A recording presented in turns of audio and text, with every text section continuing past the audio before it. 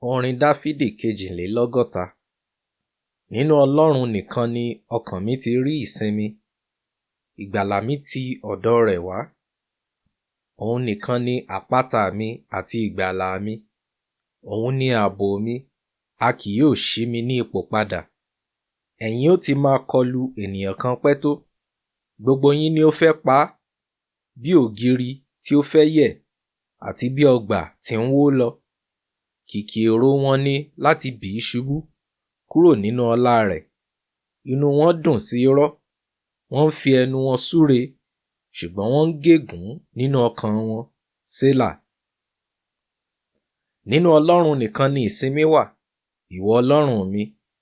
Ìrètí mi wá láti ọ̀dọ̀ rẹ. Òun nìkan ni àpáta àti ìgbàlà mi. Òun ni aabo mi, a kì yóò ṣí mi ní ipò. Ìgbàlà mi àti ògo mi dúró nínú Ọlọ́run. Òun ni àpáta ńlá mi àti aabo mi. Gbẹ́kẹ̀lé ní gbogbo ìgbà, ẹ̀yin ènìyàn. Tú ọkàn rẹ jáde sí i, nítorí Ọlọ́run ni ààbò wa. Nítòótọ́, asán ni àwọn ọmọ ènìyàn, èké sì ni àwọn olóyè. Wọ́n gòkè nínú ìwọ̀n, lápapọ̀ wọ́n jẹ́ èémí.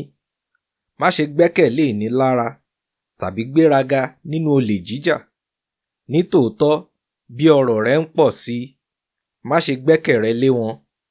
Ọlọ́run ti sọ̀rọ̀, lẹ́ẹ̀kejì ni mo gbọ́ èyí pé, ti Ọlọ́run ni agbára, pẹ̀lúpẹ̀lú Olúwa, tìrẹ ni àánú, nítorí tí ìwọ san án fún olúkúlùkù ènìyàn gẹ́gẹ́ bí iṣẹ́ rẹ̀.